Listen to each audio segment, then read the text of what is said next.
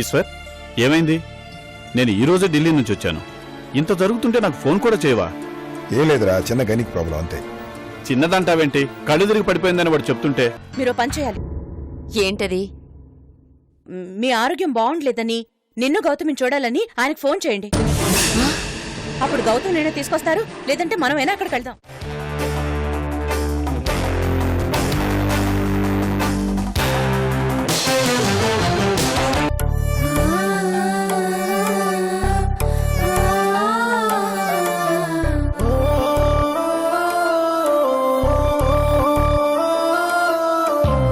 అతడే ఒక శిఖరం, మనిషి బంగారం, మమతే అతని వరం, ప్రేమకు ప్రాకారం. సగము తనువు సదికిచ్చాడు, శిరమున గంగను మోశాడు. కరళజ్వాలను మింగినవాడు, పరుల కొరకు తల వంచాడు. పరమశివుని తలపించాడు. శిఖరం శిఖరం శిఖరం శిఖరం శిఖరం శిఖరం శిఖరం శిఖరం. మన బిడ్డను నువ్వు చూస్తావన్న నమ్మకం నాకు కలిగింది. ప్రాణాలతో నిన్ను బిడ్డని నాకు అప్పు చెప్తుంది.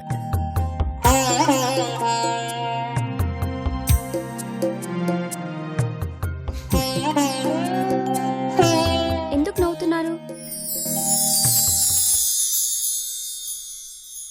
పుట్టబోయేవాడి గురించి తెలుసుకుంటుంటే చాలా సంతోషంగా ఉంది గౌతమి.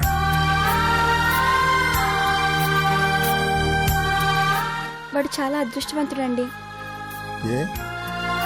ఇంకా ఈ భూమి మీద పడకముందే మిమ్మల్ని సంతోష పెడుతున్నాడు. చాలా రోజుల తర్వాత మీ మొహం నవ్వు చూస్తున్నాను. కానీ నేను మాత్రం నీ కడుపులో బిడ్డను చూస్తున్నాను. వాడు ఎలా ఉంటాడు తెలుసా? అచ్చం అనసూయలా ఉంటాడు. అక్కలానా? దానిలాగే. చూస్తూ ఉండు, రేపు పుట్టగానే వాడికి అన్ని మీ అక్క పోలికలే వస్తాయి. బుద్ధులు కూడా అవే. ఎలా చెప్తున్నారు? పుట్టక ముందే వాడు ఇంత టెన్షన్ పెడుతున్నాడు. వాడు మీ అక్క పోలిక కాబట్టి ఇంకెవరిదేంటి?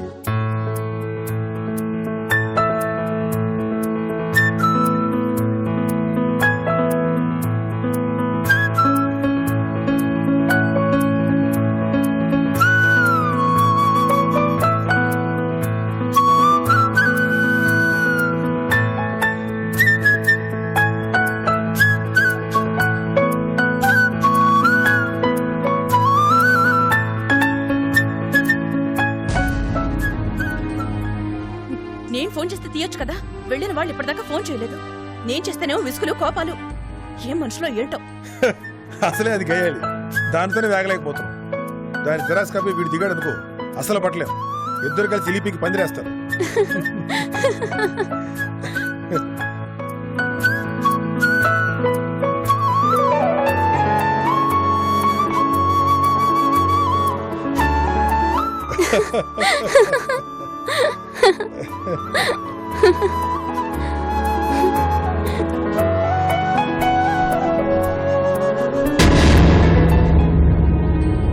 నేను ఇక్కడ ఇంత టెన్షన్ పడుతుంటే వాళ్ళకి ఫోన్ చేయడానికి బద్ధకం. వాళ్ళకి బుద్ధి కాస్తైనా లేదు. ఆల్రెడీ అనసూయ కాలు నేల మీద ఉండదు. వీడు పుట్టాక వీడిని నెత్తి మీద పెట్టుకుంటది. అప్పుడు ఇద్దరు కలిసి మన నెత్తి మీద డాన్స్ చేస్తుంటారు. అయ్యగారు మీ ఫోన్ ఫోన్ ఇచ్చిందంట.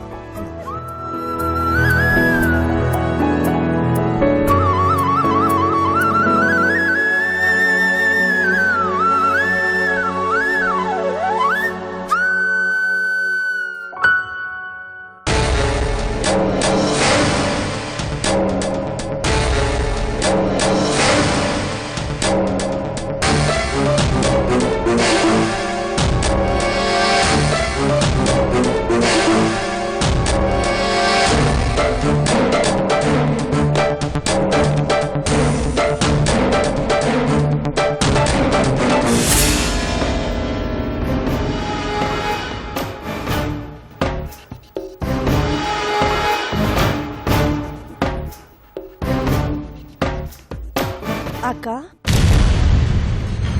నువ్విలా ఉంటే చూడడానికి నాకే బాధగా ఉంది. నువ్వే చెప్పు, అసలు ఇదంతా నేను ఎందుకు చేశాను?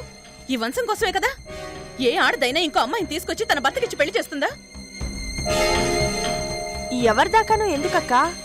నాకు పిల్లలు పుట్టరని తెలిసినా విజయ్కి ఇంకో పెళ్లి చేయటానికి నేను ఒప్పుకోను. సుమతక్క చనిపోయింది కాబట్టి నేను విజయ్కి రెండో భార్యగా వచ్చాను. అందరూ నీలా ఉండరు. నా దృష్టిలో నువ్వు ఓ గొప్ప మనిషివి. నేనిదేం గొప్ప కోసం చేయలేదు. నాకు పిల్లలు కావాలి, ఎవరో ఒకరిని పెంచుకోవచ్చు, కానీ వాళ్ళు బయట వాళ్ళు అవుతారు. బిడ్డలో కనీసం మీ బావగా రక్తం ఉండాలని ఆరాటపడ్డాను. నువ్వు గొప్ప కోసం ఈ పని చేయలేదు. సహజంగానే నీలో ఒక మంచి అమ్ముంది. ఇంతకీ గొడవేంటి? నేను అనుకున్నట్టే జరుగుతోంది వరుదిని. నువ్వు చెప్పావు కదా గౌతమికి ఫోన్ చేయమని. మధ్యలో ఆయన లాక్కున్నారు. తర్వాత గౌతమికి ఎన్నిసార్లు ఫోన్ చేసినా తను ఫోన్ తీయట్లేదు. తనకేదో జరుగుతుంది అనుకున్నాను. అది అత్తయ్య గారికి చెప్తే కోప్పడ్డారు. ఇప్పుడు గౌతమి కళ్ళు తిరిగి పడిపోయిందట. నిజమా?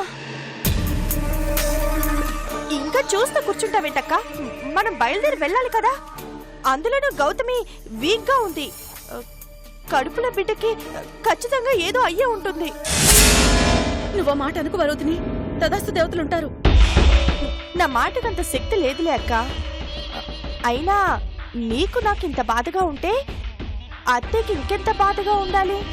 ఇది చాలా చిన్న విషయం అంటున్నారు. అన్ని చూసుకోవడానికి ఆయన ఉన్నారట.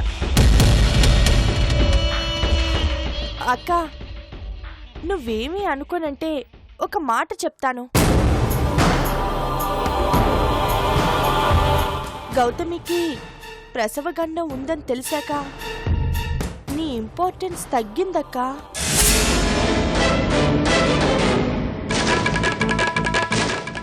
ఇది ముందుగా తెలిస్తే ఇంకో అమ్మాయినిచ్చి పెళ్లి చేసేదానివి కదా. ఇందులో నీ తప్పే ఉందక్కా. నేను తప్పు చేశానని అత్తయ్య అనడం లేదు. తను ఒప్పుకున్నారు. కాకపోతే ఇప్పుడు ఆయనతో మాట్లాడమంటే మాత్రం కాదంటున్నారు. ఇది నా అనుమానమేనక్క. నీతో చెప్పొచ్చో లేదో. ఏంటి వరుదిని అది? ఇది బావగారు అత్తయ్య గారు ఇద్దరు కలిసి కావాలని నిన్ను దూరంగా పెట్టాలి, నీతో మాట్లాడకూడదు అనుకున్నారేమో.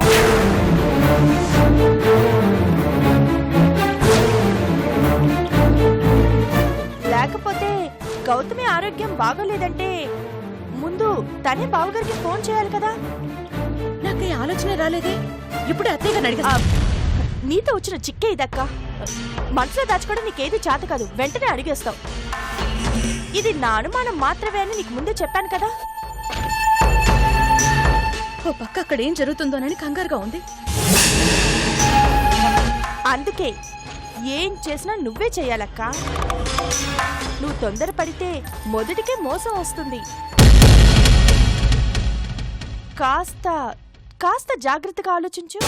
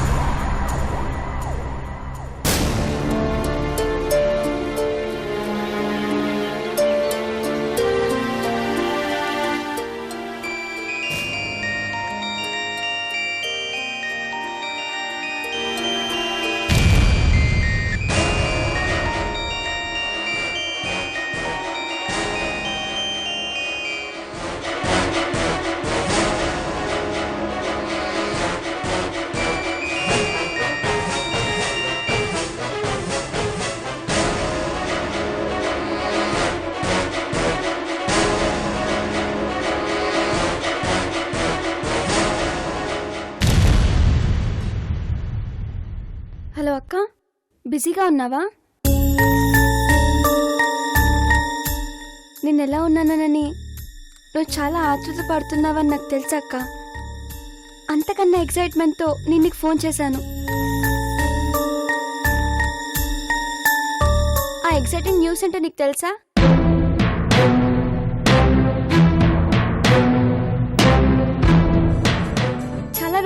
తర్వాత ఆయన మొహంలో నవ్వు చూశాను.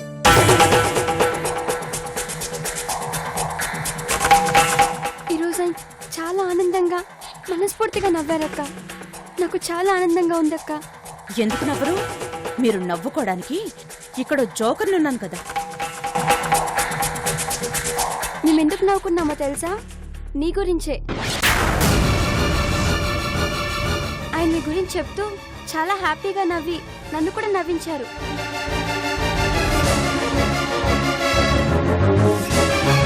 అంత నవ్వుకోవడానికి నా గురించే ఉంది. చాలా ఉందక్క. నా కడుపులో ఉంది మరెవరో కాదు, నువ్వే అంట.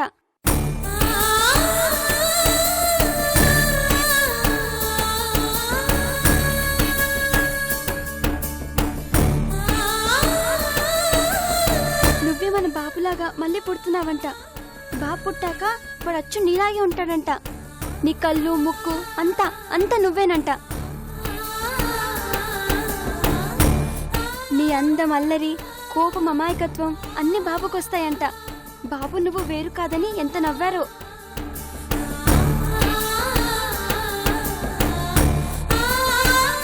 ఏళ్ళొచ్చిన పసిపాప ఆల్రెడీ మన ఇంట్లో ఉంది. మళ్ళీ ఎలాంటి పసిబిడ్డ మన ఇంటికి రాబోతున్నాడని నాతో చెప్పి పడి పడి నవ్వారక్క.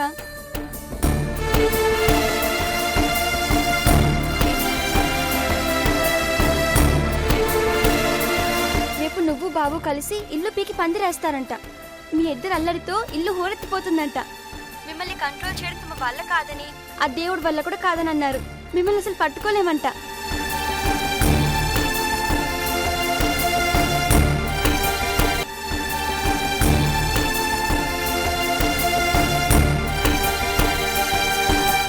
నవ్వి నవ్వి నా కళ్ళలో నీళ్ళు వచ్చాయక్క. కాదు కాదు, నా మనసులో కోరిక ఆయన మాటల్లో బయటకొచ్చింది.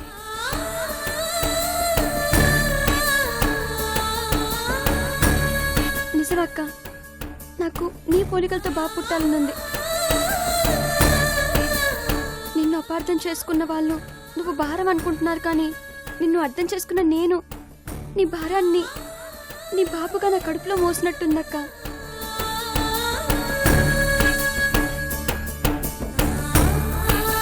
నాకు జీవితాన్నిచ్చిన నీకు నేను జన్మనివ్వాలనుంది. నా బాబుగా నిన్ను ఆడించి లాలించాలనుంది.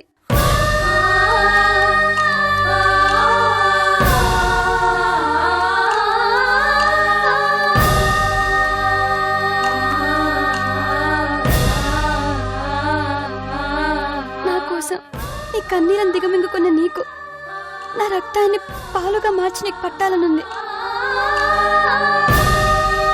నాతో ప్రేమగా మాట్లాడే నీ పెదాలకు నేను మాటలు నేర్పాలనుందక్క.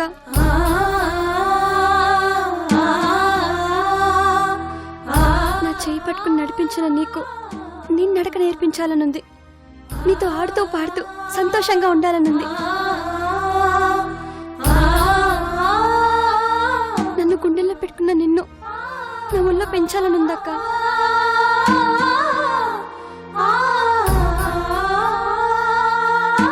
నా ఈ కళ్ళన్నీ కలలే.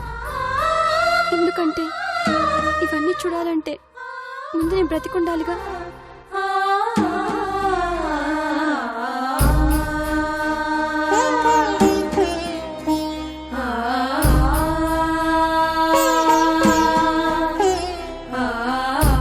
నువ్వు నా బాబులాగా అవుతావు కదక్క. ఆయన ఆనందం, ఆయన నవ్వు శాశ్వతం అవుతాయి కదా. చెప్పక్క. తప్పకుండా గౌతమి, నీ కలలన్నీ నిజమవుతాయి. ఆయన నవ్వులు శాశ్వతం అవుతాయి. నన్ను నమ్ము.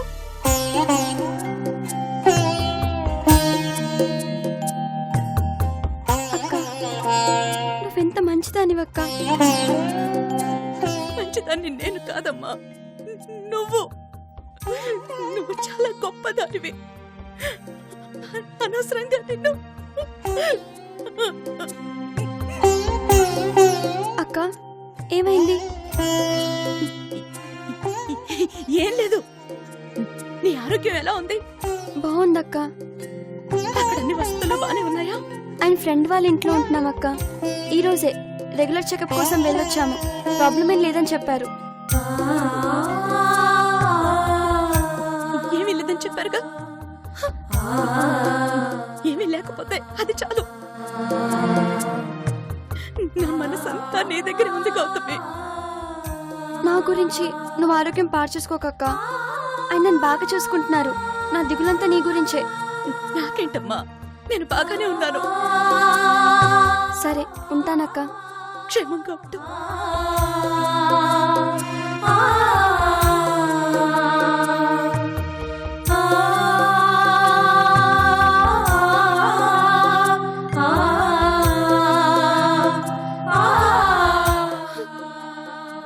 భగవంతుడా, నన్ను క్షమించు.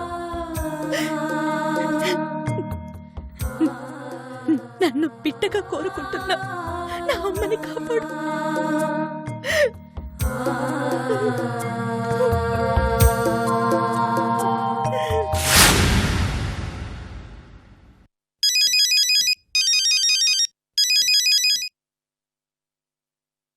హలో జయ, ఎలా ఉన్నావు?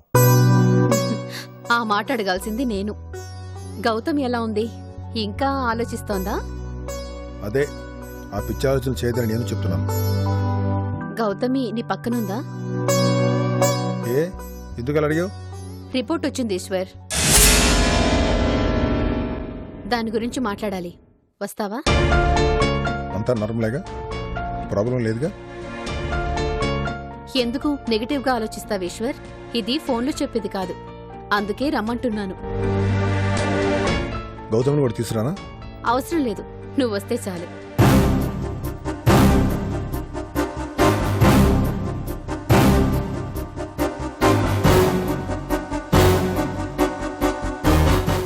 అంత నిశ్శబ్దం అవసరం లేదు, అనుమానం కూడా. వస్తున్నాను Jaya. That's good. Bye.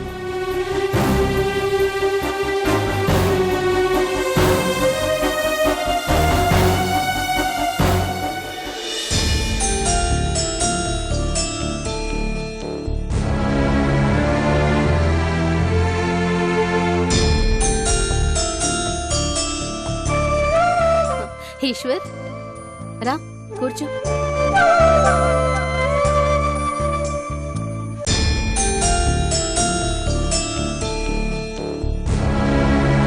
Exam results కోసం అప్పట్లో ఇలాగే టెన్షన్ పడేవాళ్ళం కదా. ఆ ఎగ్జామ్స్ ఫెయిల్ అయితే ఇంకో సంవత్సరం రాసుకుంటాం. March to March via September అనుకునేవాళ్ళం. కానీ ఇది అలా కాదు కదా. ముందు నువ్వు కూల్గా ఉండు. నువ్వు బలి చెప్తావు జయ. కూల్గా ఎలా ఉండమంటావు? ఉండాలి. ఒకప్పటి ఈశ్వర్ అలాగే ఉండేవాడు. ఆ రోజులు గుర్తు చేసుకుని ఎంజాయ్ చేసే స్థితిలో ఏం చేయ. నేను ఎక్కడో చదివాను, శిఖరం ఎవరికి తలవంచదని. ఇప్పుడు శిఖరాల్ని బాంబులతో కూడా బ్లాస్ట్ చేస్తున్నారు. అప్పట్లో నువ్వు చాలా మనస్ఫూర్తిగా నవ్వేవాడివి. ఆ నవ్వే నాకిష్టం. Eshwar, are you okay? నేను కూల్గానే ఉన్నాను. చెప్పు Jaya. Nothing to worry. Gautami ఆరోగ్యానికి వచ్చిన ఇబ్బంది ఏమీ లేదు. She well. బేబీ కూడా. ఈశ్వర్, నువ్వు గౌతమ్ని ఎందుకు దూరంగా తీసుకొచ్చావు? చెప్పాను కదా ఇంట్లో వాతావరణం గురించి. పైగా గౌతమి అక్కడే ఉంటే ఆ దేవిదాస్ మాటలే గుర్తొస్తుంటాయి. నువ్వు అతని ప్రొడక్షన్ని నమ్ముతున్నావా? Nonsense. నేను నమ్మడం ఏంటి? అలాంటిదేం లేదు. అందుకే గౌతమ్ని అక్కడి నుంచి దూరంగా తీసుకొచ్చేసాను. తన డెత్ గురించి తెలుసుకున్నాకే కదా గౌతమి ఈ నిర్ణయం తీసుకుంది. ఇక్కడ నువ్వు మాత్రమే ఉన్నావు. అక్కడ కొన్ని కుటుంబాలున్నాయి. గౌతమి ఒక్కతే బాధపడటం లేదు, చాలా మంది బాధపడుతున్నారు. వాళ్ళ గురించి నువ్వేం ఆలోచించకు జయ. మహా అయితే 4 నెలలు. ఈ పీరియడే ముఖ్యం ఈశ్వర్. ప్రస్తుతం గౌతమికున్న ప్రాబ్లం అదే. మనం ఏ పని చెయ్యొద్దు అంటామో అదే పని మనస్ఫూర్తిగా చేస్తుంది. కానీ నేను కన్విన్స్ కాలేకపోతున్నాను జయ. ఒక డాక్టర్గా, ఒక ఫ్రెండ్గా కూడా చెప్తున్నాను. గౌతమికి ఇప్పుడు అందరి ప్రేమ కావాలి. దేవిదాస్తో ఛాలెంజ్ చేసింది గౌతమిని కాపాడుకోవడానికి కానీ అందరి ప్రేమ నుండి దూరం చేయడానికి కాదు కదా.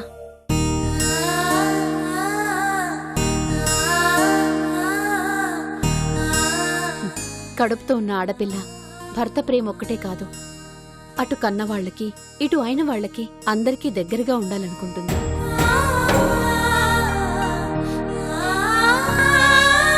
ఇది డాక్టర్గా ఫ్రెండ్గా చెప్పట్లేదు, ఒక ఆడదానిగా చెప్తున్నాను.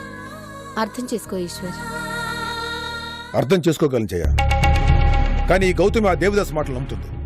ఇంట్లో వాళ్ళు కూడా అదే మాట నమ్ముతున్నారు. గౌతమిని వాళ్ళు ఒక బిడ్డకి జన్మనిచ్చి తల్లిగా చూడటం లేదు. వాళ్ళ చూపులో గౌతమి పట్ల జాలి, త్వరలో ఒక బిడ్డకి జన్మనిచ్చి చనిపోయే తల్లిగా, జీవితాన్ని త్యాగం చేసే ఒక మాతృమూర్తిలా చూస్తున్నారు. నాన్సెన్స్.